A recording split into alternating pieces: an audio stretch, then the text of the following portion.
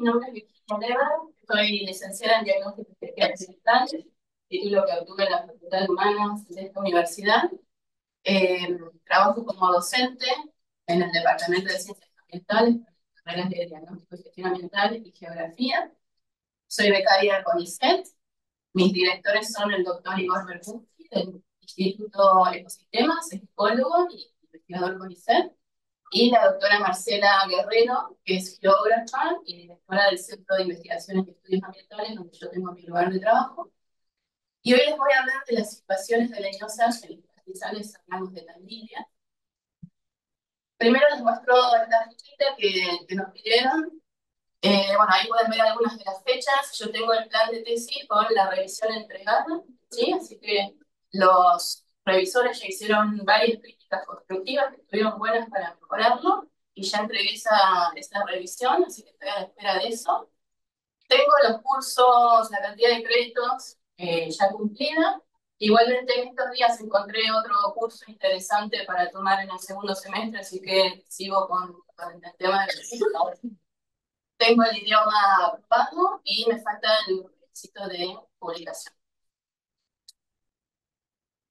Bueno, a mí me gusta arrancar estas invasiones trayendo esta frase, que es de Dave Richardson, un biólogo que se ha dedicado a problemas de invasión, trabaja en Sudáfrica, trabaja incluso con algunas de las grandes invasoras que tenemos acá en Retama. Y él en uno de sus papers plantea esto, que me parece súper interesante. A pesar de los avances en la investigación, las invasiones son irritantemente peculiares. Hay excepciones a cada generalización que los ecólogos han descrito, ¿sí? Es muy difícil, es un campo nuevo, ¿sí? Y es muy difícil decir, bueno, la teoría general dice que esto ocurre siempre así, así, así, en estas condiciones. No, tenés que ir caso por caso. Hay un debate entre los capos de las invasiones de si alguna vez llegaremos a una teoría general que explique todo o no, o si siempre vamos a tener que ir caso por caso. Entonces, esto nos habla de la complejidad del problema. Yo les traje acá estos mapitas que muestran rutas marítimas y aéreas en cualquier día normal del planeta. Acá estamos moviendo personas, estamos moviendo materiales y estamos moviendo organismos que vienen con nosotros, lo sepamos o no, ¿sí? Entonces, las barreras que existieron siempre desde el inicio de la Tierra y desde el inicio de la vida en la Tierra, que fueron cambiando, algunas fueron apareciendo, otras desapareciendo, pero esos cambios eran muy lentos, muy graduales realmente. Hoy en día, en un par de siglos, estas barreras se han levantado, ¿sí? Entonces, nosotros prácticamente no tenemos barreras y todos los organismos que ven tampoco las tienen. Hay todo de lo que es las vías de invasión, ¿sí? No lo puedo decir ahora porque es larguísimo, pero para el que le interese es muy complejo todas las formas en las que un organismo puede moverse a largas distancias ayudados por nosotros. Entonces, fíjense que yo acá les pongo un grupo grande de especies, que son especies introducidas, es decir, las trasladamos nosotros a un lugar por fuera de su rango natural. De este conjunto, hay un conjunto más chiquito, que son las que se establecen. Llegan a un lugar para el cual están adaptados, ¿sí? Se establecen solamente. Y de este conjunto hay un conjunto más chiquito, que son las especies exóticas que invaden. Ahora en la siguiente diapo les voy a decir cuál es la definición de invasoras, pero yo quería mostrarles esto porque en el 96 Williamson planteó la regla del 10%. Bueno, de las que son introducidas, un 10% se establecen, y de estas que se establecen, un 10% invaden. Y actualmente algunos estudios más recientes están mostrando que para algunos grupos taxonómicos, no todos, para algunos grupos taxonómicos el porcentaje puede ser tan alto como el 50%. ¿Sí? Entonces, bueno, ¿qué es una invasora? ¿Sí? Generalmente hablamos de especie invasora. Lo más correcto sería hablar de una población invasora, porque la especie en su rango nativo es una especie nativa, incluso se da la ironía de que hay especies que son invasoras acá y están amenazadas en su área de distribución natural. Pero el consenso internacional de qué es una invasora necesita estos criterios. Es una población de una especie que es transportada con ayuda del ser humano. ¿Nos demos cuenta o no nos demos cuenta? ¿A propósito o no? Esta especie, o este este organismo de una especie tiene que sobrevivir el viaje, que no es cuestión menor, ¿sí? Y llegar a un lugar para el cual esté adaptada, clima, suelo, etcétera, que esta especie pueda sobrevivir ahí. Entonces, decimos que coloniza exitosamente el nuevo hábitat, llega a un hábitat que le es favorable y logra establecer una población viable. Y después hay un punto clave para hablar de invasoras, que es este que yo les puse acá. Se empieza a dispersar más allá del punto de introducción. Hay especies que llegan, se establecen y quedan ahí, ¿sí? Pero hay otras especies que empiezan a ampliar su nuevo rango de distribución en este nuevo lugar. Y a medida que hacen eso, a medida que invaden, generan daños ambientales, ¿sí? Y dentro de ambientales consideramos daños psicológicos, daños sociales, daños económicos. Esta es la definición que se maneja internacionalmente por la plataforma IPBES, que es una plataforma intergubernamental de biodiversidad y servicios ecosistémicos. Una pregunta que uno se puede hacer, que suele surgir en las clases y que se ha debatido bastante en la literatura, yo creo que está bastante saldada, pero es interesante pensarlo. ¿Es algo nuevo esto? Porque cuando estudiamos, sobre todo con los alumnos que estudiamos biogeografía, dicen, pero bueno, que siempre hay especies que tienen abrojos y se pegotean al pelaje de los animales, entonces hay una especie que te ayuda a movilizarse, y en la historia de la Tierra esto ha ocurrido. Y así las especies han colonizado nuevos hábitats. Entonces no es un proceso natural. ¿Por qué lo estamos reconociendo como un fenómeno diferente y como un problema? Yo les dejo acá estas dos referencias de biólogos de poblaciones que se dedicaron a analizar esto. Tienen muchos más argumentos y complejos, ¿sí? Los pueden ir a leer si les interesa. Les traje algunas cuestiones que ellos mencionan para argumentar a favor de que esto sí es un fenómeno nuevo, que es diferente. La magnitud y frecuencia del movimiento de grandes cantidades de organismos y a largas distancias, ¿sí? Hoy en día eso es muy frecuente, mientras que en la historia de la Tierra no lo era, eran eventos raros. Después, la ayuda humana, directa o indirecta, para el momento de establecimiento. Cuando un humano quiere que se establezca una exótica, la protege, por ejemplo, de depredadores, la protege, no sé, de heladas, depende de la especie que yo quiera, le puedo ayudar a que se establezca de forma directa, o a veces le puedo ayudar de forma indirecta, ¿sí? Por ejemplo, de remover posibles competidores, posibles depredadores, y le estoy dando un lugar que la especie puede invadir fácilmente. Múltiples eventos de introducción, generalmente hoy en día no es que una vez traemos un organismo de esa especie, sino que es algo bastante regular. Las tasas de invasión actual son varios modelos de magnitud más altos que las tasas de dispersión prehistóricas. Y después muchos plantean, este es un planteo de Simberloff y Von Holl, de un colapso de invasiones, cuando entre invasoras se empiezan a generar mutualismos y se empiezan a ayudar mutuamente. Entonces, es algo muy complejo, les dejo ahí las referencias para que les interese leerlo. Y en lo que respecta a los daños, que es lo que me interesa. Este informe temático sobre invasoras salió en septiembre del año pasado, justo unos meses después de que yo había entregado mi plan de tesis. Es muy largo, muy exhaustivo, ¿sí? Ahí hubo el trabajo de un montón de profesionales que trabajan en invasiones por dentro y por fuera del sector académico, así que es súper interesante. Si trabajan en invasiones, léanlo. Yo tomé solamente estas tres cuestiones. Una que hace a lo ecológico y que plantea un número que para mí es muy grave. De todas las extinciones documentadas en épocas históricas, y no estamos hablando de hace 100 millones de años, de todas las extinciones documentadas en épocas históricas, las especies invasoras han causado o contribuido a el 60% de esas extinciones. ¿Sí? Esto es un número muy grande.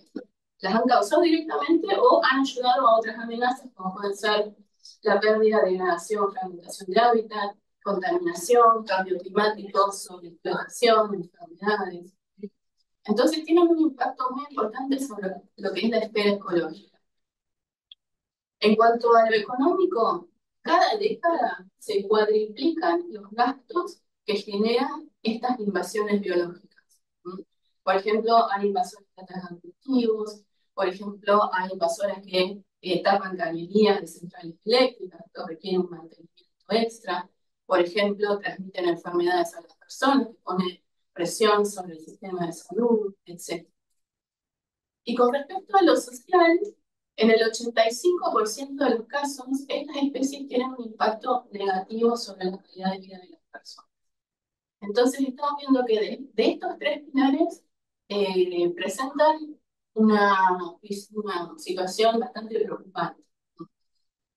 En el informe tienen todo el detalle de esto, tienen casos específicos y demás para ir a consultar. Entonces, yo les traje acá una frase de McNeely que dice: el problema de las especies invasoras es ante todo un problema humano.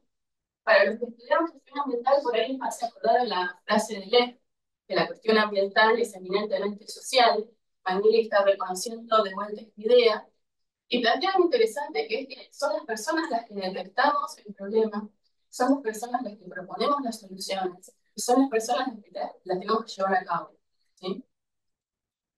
Después, estos investigadores hicieron un análisis sobre cómo la percepción de la población local tiene un impacto sobre los intentos de control y manejo, específicamente de invasoras, y encontraron que ese aspecto puede significar el éxito o el fracaso de un programa de manejo, ¿sí? Sabemos, por ejemplo, que hay especies que son muy bonitas, son carismáticas, y eso hace que la gente las quiera proteger. En muchos lugares, como en el pastizal pampeano, la gente le gusta ver árboles, ¿sí? Que son nativos, y eso está bastante arraigado porque se ha erosionado la memoria ambiental de que es lo nuestro. Entonces, eso es un punto importante que cualquier programa de manejo necesita de alguna forma tratarlo. Y les traje también un estudio que es súper interesante. Se titula El progreso de la interdisciplinaridad en la ciencia de invasiones, así como están denominando este campo de estudio, donde se fijaron de los estudios que hay sobre invasoras, qué porcentaje se hizo preguntas sobre aspectos psicológicos, aspectos sociales y aspectos socioecológicos. Y me parece una sorpresa que el 92,4% respondió preguntas sobre aspectos psicológicos, el 4,4% respondió preguntas solamente sobre aspectos sociales y un 3,2% respondió preguntas que hacen a la vinculación entre lo social y lo ecológico. Entonces, menos del 8% de los estudios tienen en cuenta este aspecto que acabamos de ver clave, ¿no? Para intentar resolver estos problemas. Yo les traje acá algunas imágenes. Ayer Jimena comentó sobre los pastizales del mundo y su estado, así que no me voy a dedicar mucho sobre eso. Son el ecosistema terrestre más amenazado, en cierta medida o en gran medida por su alto potencial para la producción de alimentos. Y además es uno de los menos protegidos, ¿sí? Tenemos todavía, gracias a Dios, lugares que se ven así, ¿sí? Tenemos relictos del pastizal pampeano que han sobrevivido porque están en áreas marginales que no es fácil aprovecharlos. Y los naturalistas, los viajeros que vinieron hace un par de siglos, lo que documentaron es esto: acá hay pastos, cada tanto hay algunos arbustos, sí, pero acá lo que hay es pastos, no vemos árboles. Y si uno sale ahora a las sierras puede encontrar esto, pero también puede encontrar esto, ¿sí? Fíjense, una fisonomía vegetal completamente diferente. Si vamos en época de floración, los dos manchones amarillos son retamas. Cuando se establece en un área, forman matorrales monoespecíficos, es decir, lo que hay es retama. Y todo lo nativo que había ahí en ese lugar, localmente más, toda la fauna que dependía de esas plantas nativas para buscar refugio, para nidificar, para alimentarse, etc., no cuenta más con estos recursos. Entonces, el cambio ya es bastante evidente, incluso están limpiando las fotos del paisaje, ¿no?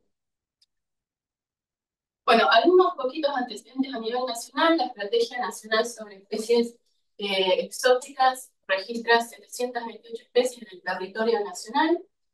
La base de datos INVIAR sobre invasiones biológicas que manejan en la Universidad Nacional del Sur registra un poquito más, 772. Acá hay que decir que incluye exóticas invasoras y criptogénicas. A veces pasa con algunas especies, sobre todo especies poco conocidas como especies del fondo marino, que no sabemos si son de acá, si vinieron. Es muy difícil determinar si son nativas o exóticas. Entonces, eso es un gran problema. Y yo les puse acá solamente algunos, hay muchos estudios para los sistemas de Candilia y de Ventana. El equipo de salud ha trabajado muchísimo en el tema de Ventana. Y a partir de eso les voy a nombrar las principales leñosas invasoras. Esto no es un listado exhaustivo, ¿sí? Son las principales que nacen de los antecedentes. Retama y retamilla provienen de la región mediterránea europea, están bastante emparentadas. El libustro, o siempre verde, en el norte le llaman sereno y está presente bastante en la zona de Yungas. Acacia melanocino, de Oceanía, la zarzamora, una especie europea. Para la provincia de Buenos Aires hay 3 especies del género Rutus que están registradas: la acacia negra y pinos de distintas especies del género pinos, el pino alepense. Entonces, con todo esto, ¿cuál es la pregunta de investigación? Esta pregunta fue reformulada a partir de una de las sugerencias de un revisor del plan. Decimos que la pregunta es qué tan extendidas están las situaciones biológicas en los pastizales y cuál es su impacto sobre los servicios ecosistémicos y culturales que estos brindan. Se propone analizar la problemática tomando el caso de las leñosas en Tandil. Originalmente la pregunta era mucho más específica: en Tandil, en este periodo de tiempo, para estas especies. Y lo que nos decía uno de los revisores, que a mí me pareció que es algo bastante interesante y criterioso, es que cuando vos vas a publicar, los periodistas te piden que esto tenga una relevancia internacional, ¿sí? Por ahí en otros países no les interesa Candilia, pero sí les interesan las leñosas en pastizales. Entonces reformulamos esta pregunta como para dar respuesta a ese interés. Bueno, el objetivo general es caracterizar la expansión de estas especies sobre los proyectos de pastizales, evaluar sus efectos sobre los servicios ecosistémicos culturales y plantear modelos de escenarios futuros. Yo ahora les voy a desglosar qué significa todo esto. Los primeros 2 objetivos específicos están bastante relacionados, por eso quedan juntitos. El primero es identificar y cuantificar el área de pastizales serranos de Candilia, invadidas por las principales leñosas para 3 momentos: 2002, 2012 y 2022. Para ir más hacia atrás, tenemos un problema de restitución espacial, que las imágenes que se son las remotos no nos permiten llegar al nivel de detalle que nos gustaría, así que hicimos este recorte a través de clasificación supervisada de imágenes y después una corrección por digitalización manual con chequeos en campo. Vamos obteniendo estas capas con el mapeo de estas especies exóticas invasoras para el relieve, ¿no? Y el segundo objetivo específico es analizar esta expansión histórica. Para eso vamos a usar el programa Fraxtas de métricas de paisaje.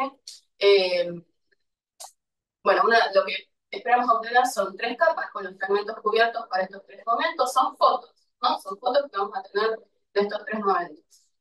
Una estimación de la superficie total cubierta por invasoras, una estimación de la tasa de crecimiento en función de cómo ha ido variando a través del tiempo, y un análisis a partir de estas métricas de paisaje de cómo ha cambiado la estructura del paisaje con estos parches medidos, por ejemplo, cantidad de parches, tamaño mayor de parche.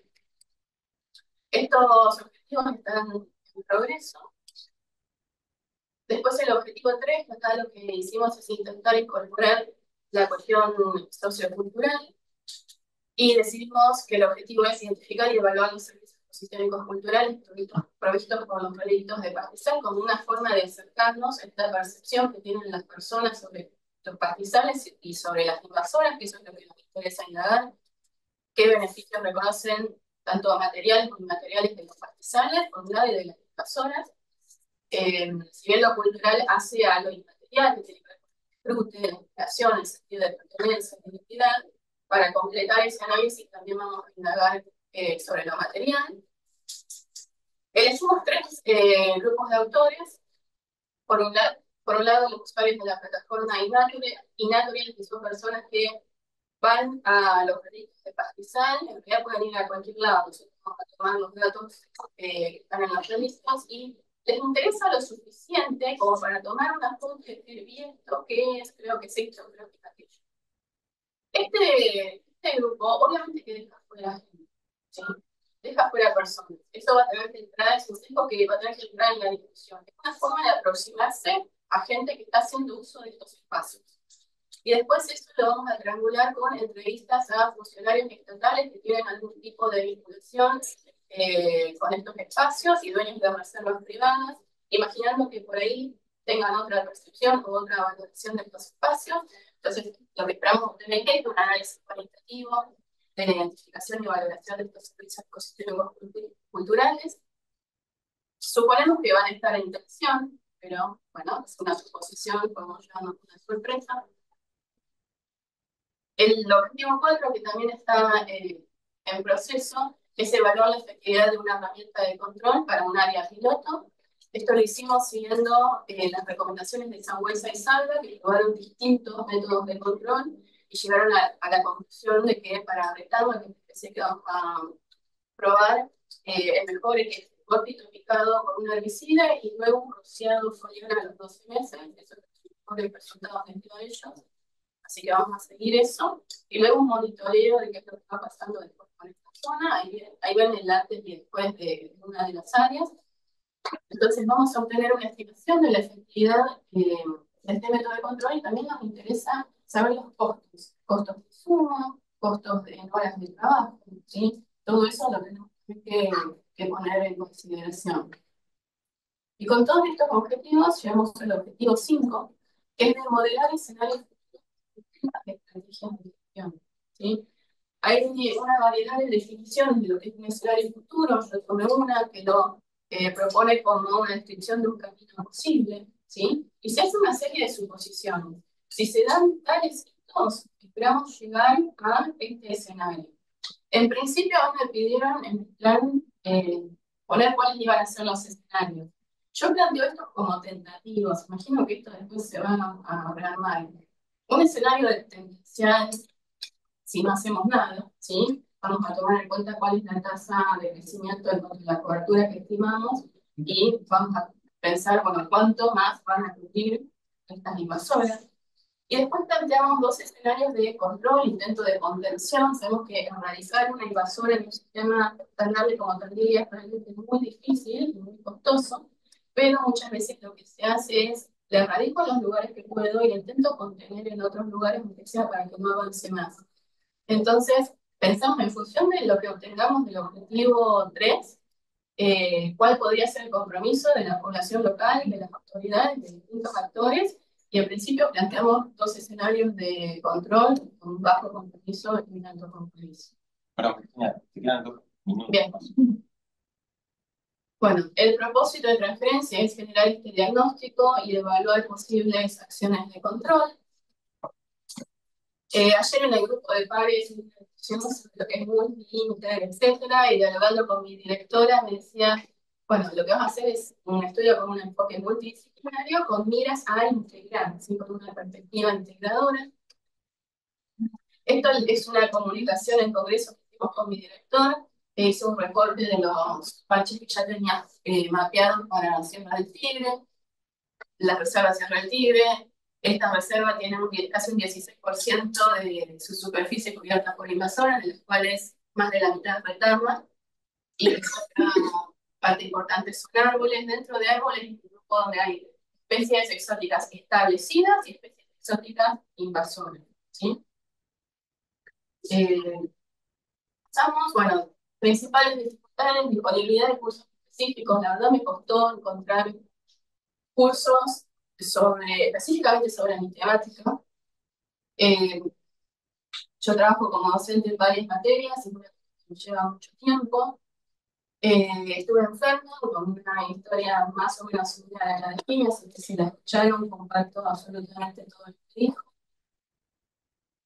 En cursos de posgrados destacados, no les puse todo el listadito de cursos, pero destaqué estos dos que me fueron súper interesantes. El de Ecología de Invasiones Biológicas de Comahue se va a repetir este año, ¿sí? Así que si alguien que trabaje o quiera trabajar en invasoras, es espectacular, ¿sí? Es un curso muy, muy bueno. Y el de Sistemas de Información Geográfica De La Plata, con Sandra Torruccio a cargo, me lo habían recomendado mucho y yo lo recomiendo mucho, es espectacular, muy bueno, sobre todo para las personas cuyo tema de estudio está anclado en el sistema natural, en el medio natural, porque son dos profes que están trabajando, que su formación de base es en ciencias naturales, y a veces eso es muy importante, porque pueden interpretar tu problemática. Hay gente que sabe un montón de que trabaja con problemas urbanos y hoy te dice, yo te explico la herramienta y tu tema lo tenés que entender vos, y a veces no entendés tu tema lo suficiente en ese momento. Pero estas profes interpretan lo que son los problemas vinculados al medio natural, entonces te pueden ayudar un montón. Lo dan hace como 10, 15 años, la parte pedagógica es excelencia, así que lo súper recomiendo, todos los años lo dan. Es... Bueno, espacio para dos preguntas.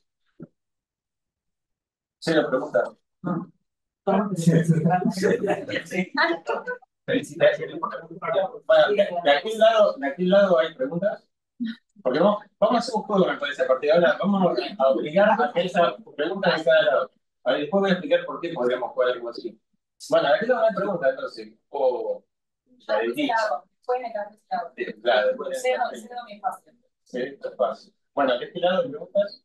Clara. Yo también quiero preguntar. Bueno, pero seguimos. Una pregunta que cortita, me gustó mucho la presentación y me surgió la duda si habían tenido en cuenta entre los actores a los viveros como proveedores de trámites. Es algo que se me ha cruzado por la cabeza, que no lo he incorporado en la tesis. Sabemos que se venden especies, no está bueno que la plantes, sobre todo si vivís en el periurbano, puede generar un poco de invasión. En este momento no me tengo en cuenta, no sé si vos lo habías pensado de alguna forma en particular. No, pero digamos, ¿qué rol tenían en las problemáticas? Tranquilamente se puede incluir. Es bastante complejo,